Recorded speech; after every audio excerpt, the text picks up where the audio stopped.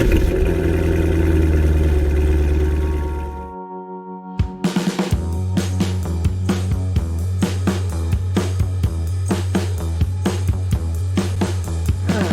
listening to the Cars of Carlisle Network, podcast episode number 145, featuring Rod Saboury, the Split-Window King. Cars of Carlisle is your favorite internationally downloaded podcast about all things automotive. Darren and his CFC team are ever searching for interesting automotive happenings, real stories about real car people, and fun features to inform and entertain you. Each week, the Cars of Carlisle crew brings you show topics ranging from car shows to team adventures to auto racing weekends to behind-the-scenes human interest stories from car nuts that live across town, across the country, or even across the globe. Come join the road trip. Today, Darren interviews Rod Saboury, the owner of the claimed world's fastest street-legal Corvette. Ride along to hear about Rod's outrageous 1963 Hemi-powered Split-Window Corvette. Before being detuned for cruising to car shows, this one-of-a-kind Vette was once a 3,000 horsepower machine like no other. It's time to head to Manchester, Maryland to meet the Split-Window King. So, let's get revved up! Hello and welcome back, Cubers, to your favorite informative automotive podcast. I am your trusted host, Darren. So glad you're here. Thank you for being back again this week, my friends. In a few minutes, we'll be spending time with drag racer Rod Saboury, a guy who owns a car with some serious horsepower. I think you're going to definitely enjoy this week's episode, and quite honestly, this Vette of his is insane. It is known as the world's fastest street-legal Corvette. And as his fan page has noted, this car is truly an engineering masterpiece, and it stands as a testament and a statement to Rod's ability to build what others say is impossible. Remember, this is your podcast. Together, it's all about car community, car culture. More right after this. Hey, just a reminder to all you Cubers. It's not a moment too soon to become a Cars of Carlisle subscriber and accelerate your experience. Leaving a 5-star rating on iTunes, posting a review, and sharing Cars of Carlisle with friends makes you an integral part of the crew. If you like what you hear, support the cause with a quick click of the PayPal button on the main page of our website, carsofcarlisle.com. So act now. Take a look around. Let's hit the fast lane together. Thank you. Okay, we have just tacked up, warmed the tires from the burnout. We are at the line, deep staged, and have our eyes on the Christmas tree. We are now ready for our quarter-mile pass and this week's trivia question. It is a multiple-choice question this week, and it is this. How many split-window coupes were produced in 1963? So how many Corvette split windows did Chevy make? A, 9,251. B, 10,594. C, 10,970. Or D, 11,111. That answer awaits at the end of this episode. So it is time to go to the studio phone and speak with Rod Saboury in Manchester, Maryland. Cubers, this is Darren, and I am pleased to have Rod Saboury on the phone tonight. Rod, how are you? I'm doing great, thank you. Thank you for being part of the show tonight. We are talking to Rod by phone. He is in his hometown of Manchester, Maryland, and we're just in our pre-meeting having a lot of fun talking about all the things going on, and the pandemic can't slow down car guys and all the enjoyment we get out of things. So, Rod, I think that you've had, the title given to you of the Split Window King, and you had a red 63 split window, you said, that was deemed the fastest street legal car. There's a lot of great vehicles that are in your stable and have passed through your garage. We'll touch on some of that, and we're probably even going to get into a part 2 show about the purple 63 that came into be just here in this past year. But Rod, let's talk a little bit about how you got here, and I know that your family was involved with horses and livestock and all kinds of things, but always that passion for cars, and your sister and your siblings. So I'm going to let you tell us a little bit about how you got to be a car guy. Okay, sure. I've always had the love of cars in any car. I was never really particular Ford, Chevy, Chrysler. It didn't really matter. I just liked cool things. And in the 60s, when I was growing up, I actually graduated from high school in 69, so that kind of gives you idea of the timeline for me. But in the 60s, I started loving Corvettes. Everything that came out on them, I was reading everything, and I had pictures and posters on my bedroom wall. And like I told you before, it was always coupes, and it was C2 coupes from 63 to 7. That's the C2s. They were my favorite. I always wanted to get one, and sooner or later I was going to have myself one.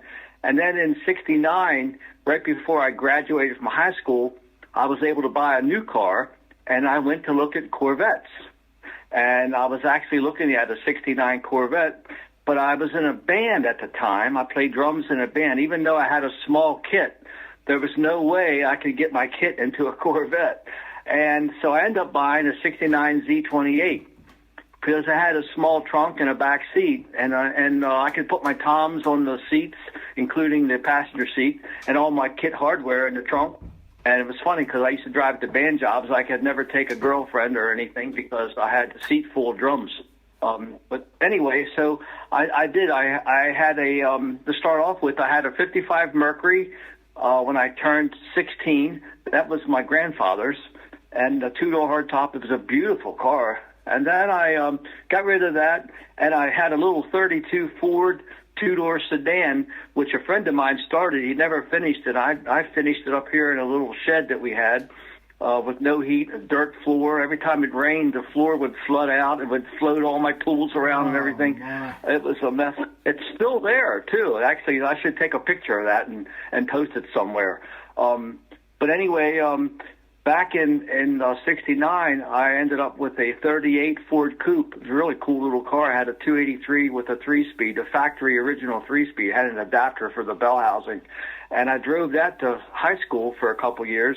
And then that's in 69 is when I traded that in on my 69 Camaro. And I got $300 for my 38 Ford Coupe. I remember it was like it was yesterday.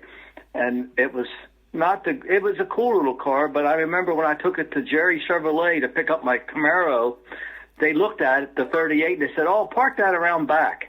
And I pulled it around back, and all these junk cars back there up on blocks and no wheels and tires, and I felt so bad. I actually cried walking away from it. I'm thinking, that little car's probably thinking, what did I do to you? I took you everywhere you wanted to go. But anyway, so I got a new Z28 Camaro. And so that's where my love with Chevy really started. And unfortunately for me, a couple of friends of mine, we used to hook school and go to a drag race. It was a little racetrack called 7580 in Monrovia, Maryland. Mm-hmm. It was well known. It's been closed for years. And we used to hook school and go there. On Wednesdays, they had some kind of test and tune, and we would all race. And I used to race my Camaro there, and I started loving drag racing. And before you know it, I turned it into a NHRA Superstock J car. It was the 302, which was the Z28, and that put me in the Superstock J class. And I started doing so good with it, I actually took it off the street and just raced it. So I raced it all the way up to 79. I went to all the national events. I got a little NHRA class win Wally, which is real hard to get, in 1977 with it. In 1976, actually, I was Racer of the Year at York US 30. You probably heard of York US 30. That was a well-known track all across the country. And, I was Racer of the Year there in 1976. And then in 79, York closed. That being my home track, I was so distraught, I quit racing. I didn't have a garage at the time. I had two 4-foot doors in my basement, and I parked the car in my basement. And then I built it, while I was sitting there, I built this little 32 Ford two-door coupe. And it was, they called it a 3-window. The doors opened backwards on it. And I put a little small block in it with a blower, and I did all the work myself except the paint. And I bought all my used parts from junkyards, just cannibalizing like Camaros and old Vegas and things like that. And I kept the 32 Ford for quite a while. It was on the cover of Street Rider magazine in 1980. You can look it up, fans. 1980, it was December issue of the cover of Street Rider magazine. Street Rider, sorry. It was bright candy apple red. Oh, wow. But anyway, so I graduated from the 32 Ford back, believe it or not, to my Camaro. My Camaro was still in my basement. I sold the 32 to someone, and I ended up that at 1980 is when Pro Street really was becoming pretty popular, and I decided to Pro Street my Camaro. So right in my basement, I built that thing right beside my washing machine. and I did everything on that car except the outside paintwork. Okay. A friend of mine, Butch Neves, did the paintwork, and it was candy apple blue. Before that, then we painted it candy apple red for the street. So I did really well with it. I campaigned it in the Pro Street class all over the country, and at the '84 Street Machine Nationals, I won Best Car, Best Engine, and Best Interior with it. Wow. Which Impressive. is pretty cool. That is great accolades. Yeah. That's pretty cool. That's hard to do, I tell you, because there's some nice cars. It's unbelievable. There's some great cars. Made a lot of good friends, and so in '84, after I won those awards at the Street Machine Nationals, I ended up selling it because I wanted to build another car. At the time, I had to sell my current car to build a new one. Sure. And so I hated to sell it because I had it from high school. But anyway, I sold it to a fellow up here in Reading, Pennsylvania, and he had it for 35 years, and I bought it back. And that was just 4 years ago. I was able to get it back from him. That's amazing. And I know you have a story to tell about your 50th reunion, right? Yeah, so that's a cool thing. You know, as I said, I drove it to my prom, '69 Camaro. I drove it to my high school prom, and then when I got it back, which would have been 3 years ago, so it would have been 2019. 2019, 2 years ago. My wife and I drove it to my 50th class reunion, which was pretty damn cool. Who could say they can? And not many people can do that. That's incredible. Yeah, so the same car I drove to my prom, I drove to my reunion. And one of my smart-ass classmates, he said, "Well, it doesn't look the same as it did back then." I said, "Yeah, neither do we." 50 years ago, you know, I think the car held up better for 50 years than we did, to tell you the truth. But it'll never leave again. I've changed a lot of things on it. I kept it looking like it was when I sold it in '84. That was the whole point. You know, I didn't want to change the looks of it because it held up so well. The guy that I sold it to hardly ever drove it. And I put a different front suspension under it and freshened the engine and so forth. But so I wanted to make it look like it did when I first built it in 1980. Yes. Yeah, I got it. But it's still here. I'll never sell it. Something happens to me, my wife can do with it whatever she wants to, but it's going to stay here as long as I am. Yeah, that's a great, great plan. Yeah. And then through those years, I've come up with I've built a lot of split window Pro Street cars. That's kind of what I'm known for. Mm-hmm. If you go to YouTube, you can see a lot of my crazy, stupid cars on YouTube. I've had several of split windows that have been on the covers of magazines. Actually, not bragging, but I've had 26 national magazine covers. Wow. And I'm just getting ready to do a photo shoot either tomorrow or Friday for RPM magazine with the purple car. And I don't know if it'll be the cover. You never know till the feature comes out, but I'm kind of hoping. But yeah, so we've had 26 magazine covers, and this is funny, but a lot of the national magazines now, Carcraft, Super Chevy, Popular Hot Rodding, a lot of these magazines, except Hot Rod, they're still out, but they all folded. Last March was that was the last time they were on the shelves, and my wife and I, with my Camaro, had the March issue cover of Super Chevy magazine. And we have it. It was never out on the shelf. They actually went out of business right when the magazine came out. Wow. And with the Camaro. So the Camaro was on the cover of a bunch of magazines back in the 80s, Carcraft and Super Chevy and Popular Hot Rodding, and it made a lot of covers. So it did make one more cover just 2 years ago, which was pretty cool. Yeah. But so anyway, the car that you saw is my new car. It's a split window. It's probably one of the most radical cars in the country right now that's actually being driven on the street. And it was built by Rad Rods by Troy. They're in Illinois. And people can look them up, their website, Rad Rods by Troy.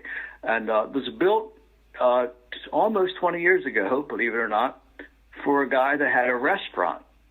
And he wanted it for his lobby as a wow factor for his customers to come in and just think it was so cool. But it was never really built to drive on the street, believe it or not.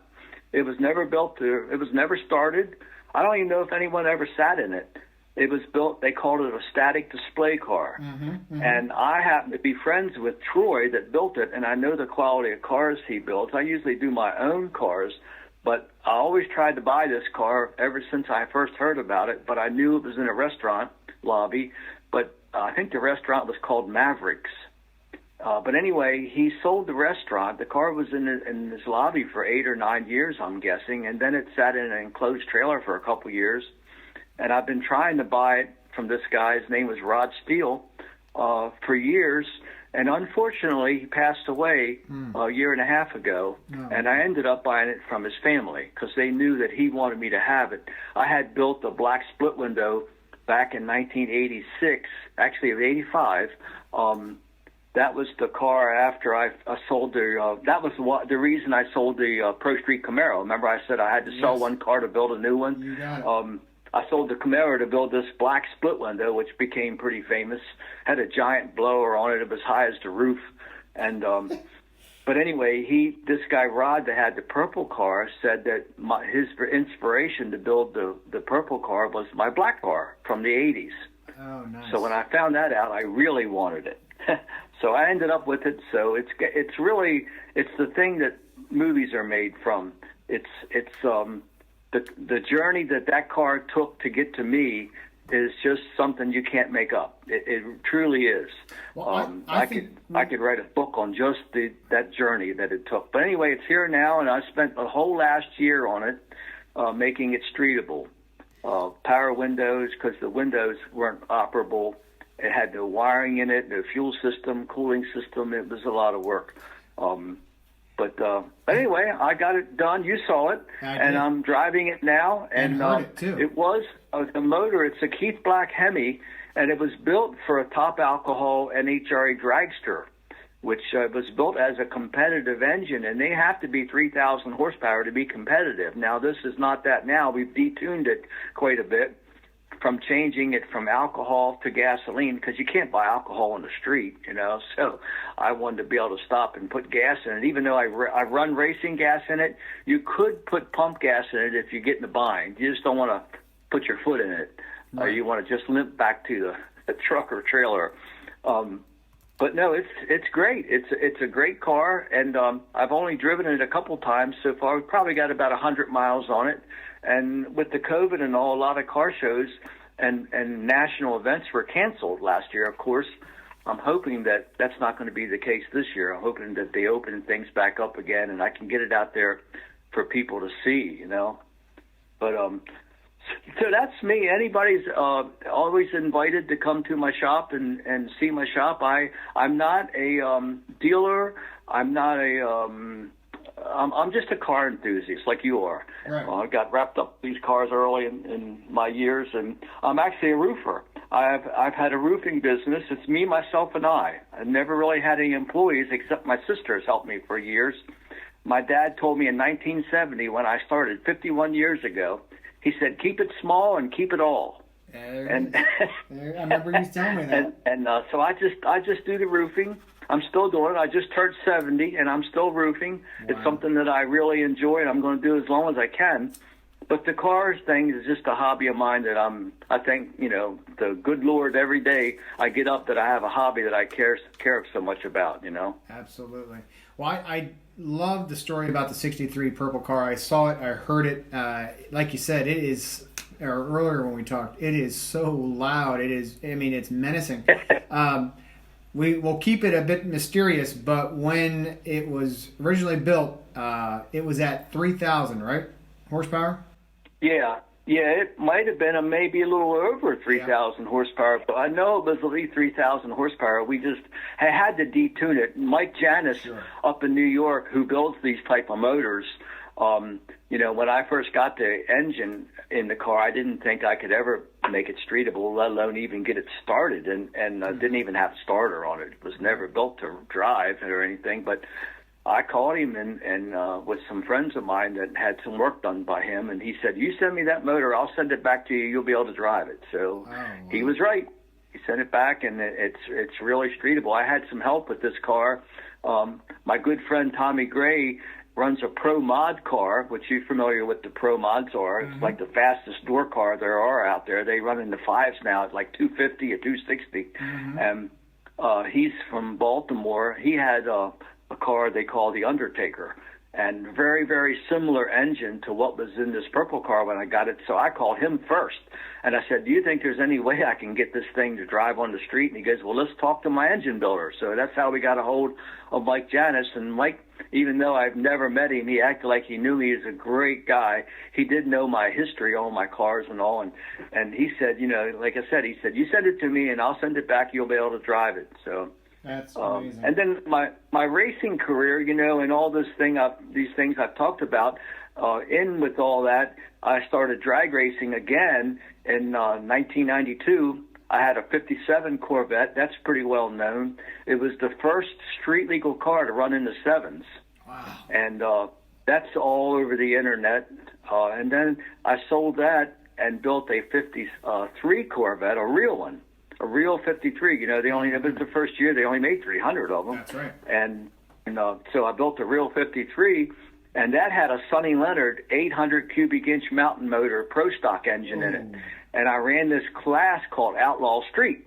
And Outlaw Street was similar to Pro Street, but the limitation was you had to run a DOT street legal tire. Oh my. Nowadays, they're great. Guys are going really fast, but not 23 years ago.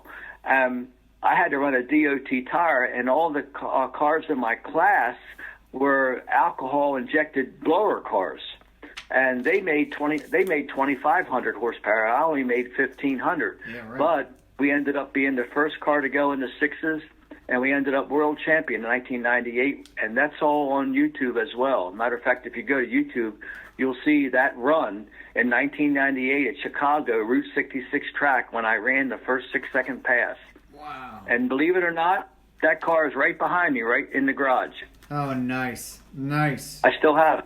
That is so cool that you kept it.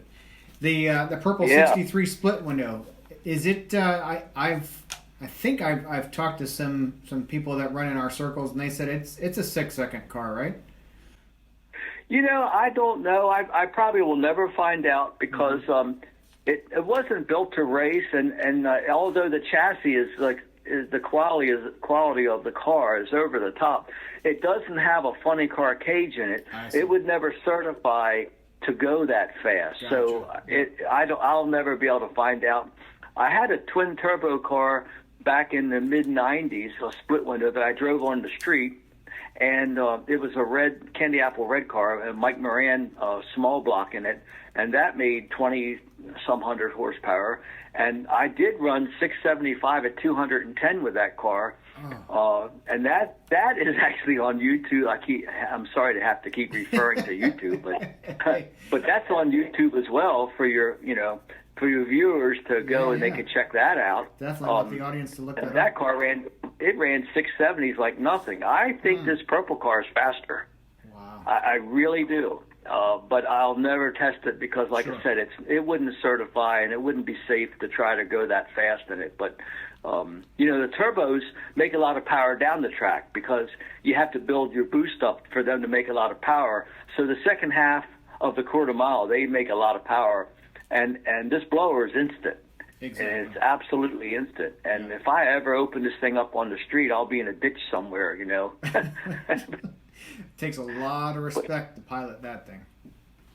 Yeah, my wife likes it. It's got zoomies. It's a Keith Black Hemi. It's all aluminum, and it's basically a top alcohol dragster in a street car, and it's got open zoomies. They're just completely open. I was going to put baffles in it, but she won't let me do it. She likes the loudness of them, and nice. And I have to wear earplugs, and everywhere we go, when we get to where we're going, I can't even hear anything, even though I have my earplugs in. Our ears are ringing, and it makes your ears itch, she says. But we love it. It's a lot of fun. I hope your viewers get to see it sometime. Well, for sure. That's on YouTube as well. Absolutely, and I'm going to put some sound bites that you sent me with that idling in your driveway and everything. We'll put that into this episode so that folks can get at least a flavor for it before they check out YouTube.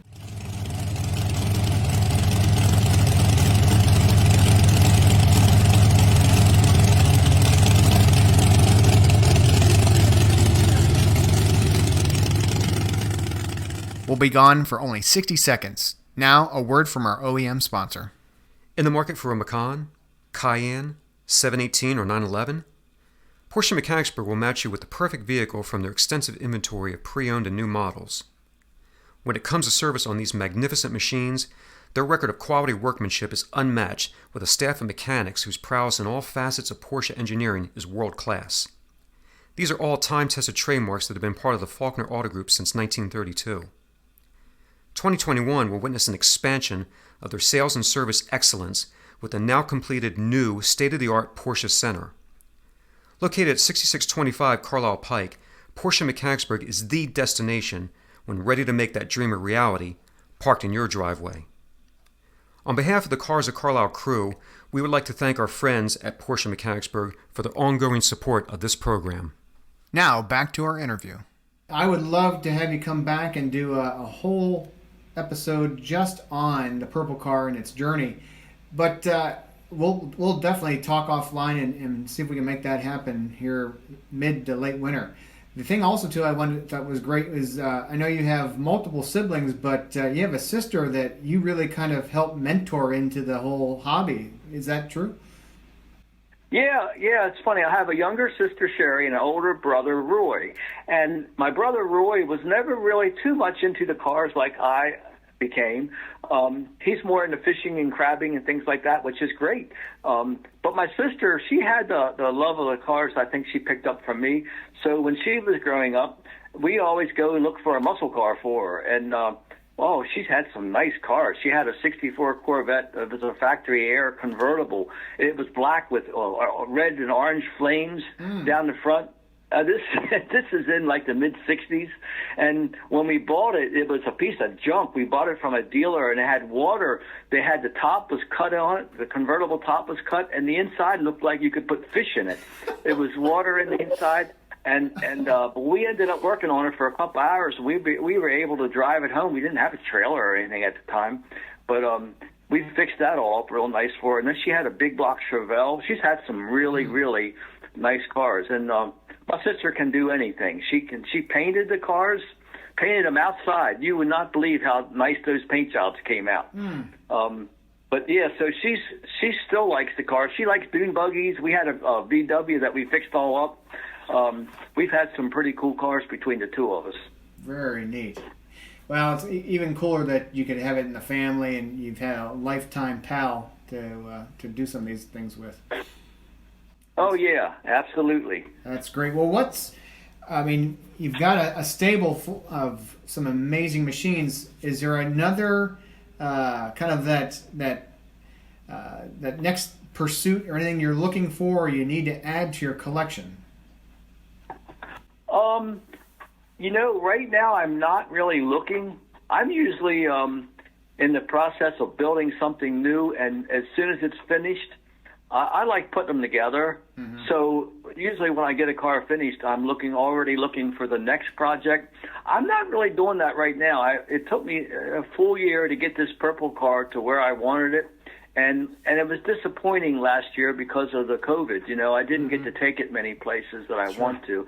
So I think that's what I'm kind of gearing up for this summer is I want to get it out there and do some national events, the Good Guys shows, and I like to do SEMA with it, and there's PRI show. There's so many things. The Turkey Run is in Florida, Thanksgiving weekend next year.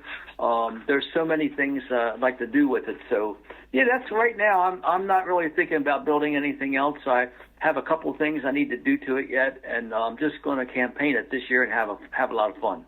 Good for you.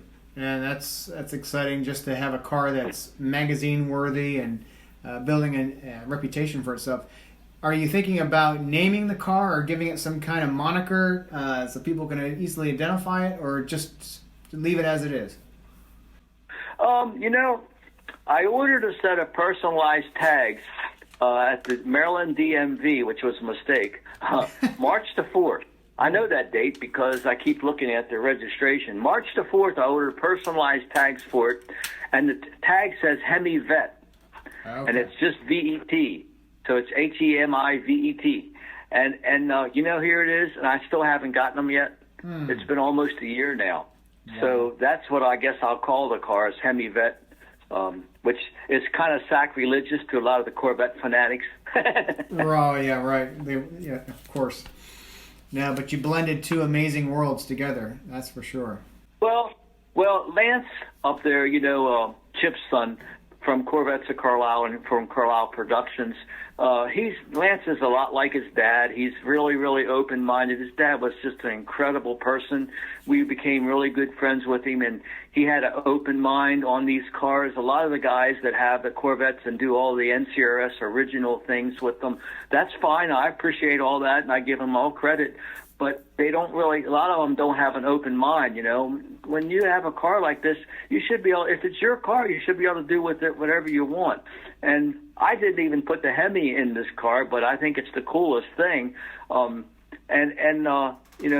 Chip always appreciated all my race cars and all. And matter of fact, he has this thing every year for Corvettes of Carlisle. You're probably familiar with it. Is he has Chip's Choice. He picks 12 cars from all over the country and from Europe. I do. It's just 12 cars. And 2 years ago, I had 3 of the 12 cars in there. Oh my gosh, that's amazing, Rod. Yeah, and there's been 5. I've had 5 overall Chip's Choice cars. Wow. So Lance is taken after his dad in that way. He's really open-minded, and he's been really good to us. And he actually is the one that was responsible for putting us up on the stage this year at Corvettes of Carlisle. Right. And we really appreciated him doing that. Yeah, that's really cool. And I was there that day and was capturing audio, and that's before I really knew who owned the car and the story on it, and I just had to know more about it. And that's how I started to talk to Roy Feller and others. But yeah, that car it drew the amount of people that had to come see it and hear it and get up close to it, it's a beast. Oh, thank you. Well, like I told you earlier, we'll have to nail something down where we can get together, and the story of how that car got to me is really something that, like I said before, you could actually make a movie out of it. Mm-hmm. And it's really, really interesting, but it's going to take probably a good half hour at least to tell it. And one of these days I want to put it all down on writing, like a little storybook about it, because it's amazing. You couldn't even make up some of the, some of the path that car has taken to get to me. Wow.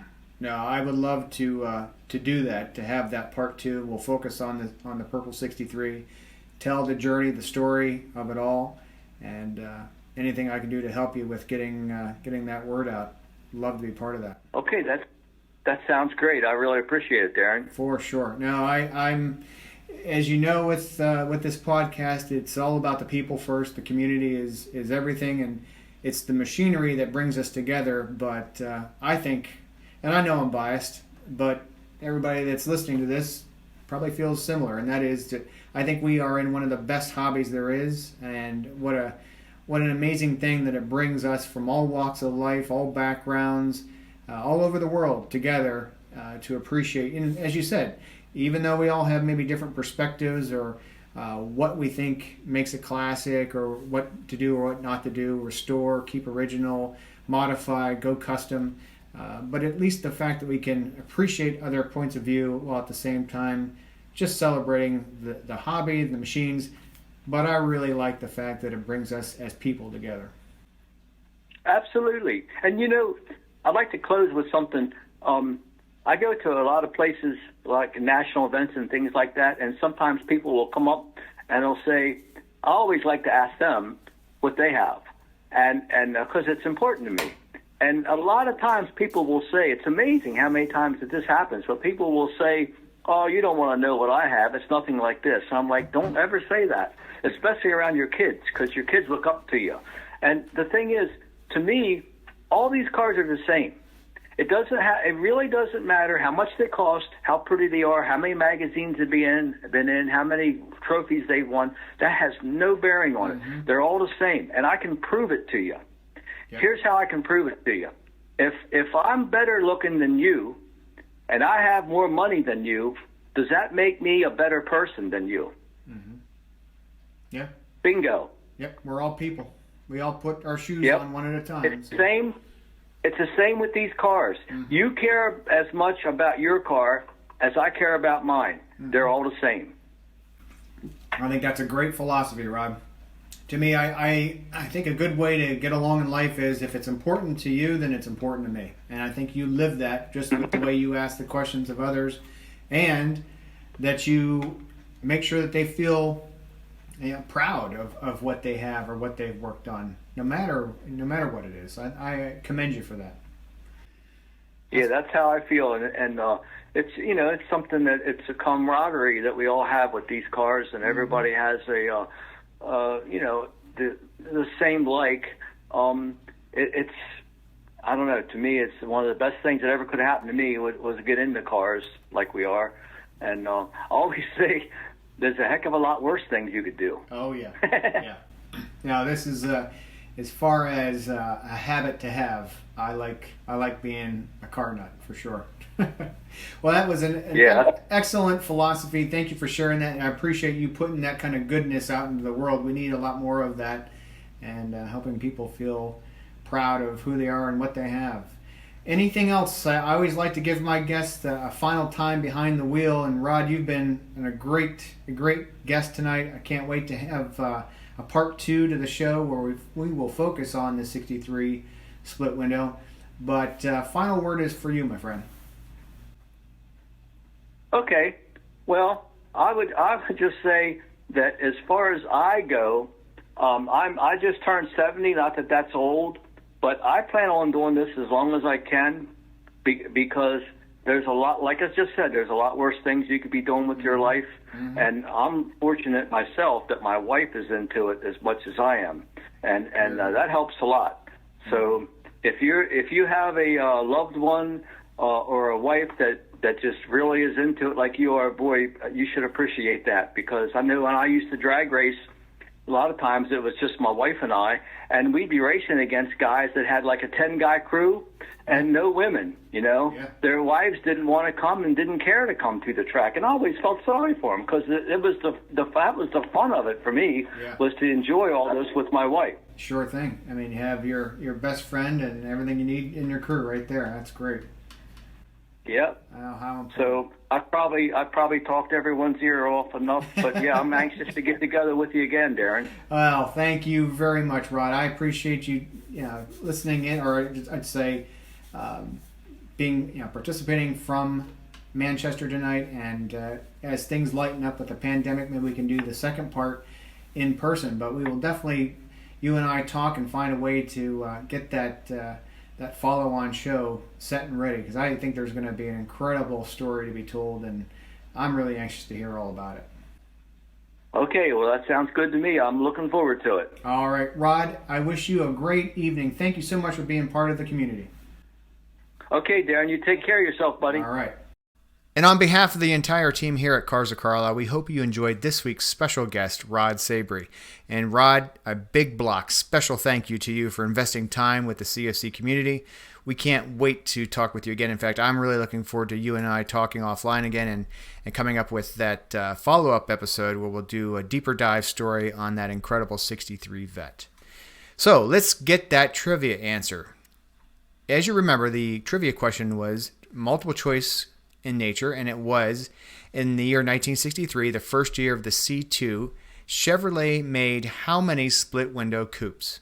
And the choices were 9,251, 10,594, 10,970, 11,111. Well, the answer is B, 10,594. That's right. Chevrolet produced 10,594 split window coupes in 63, and that was, of course, as we all know, the only year that they made the split window.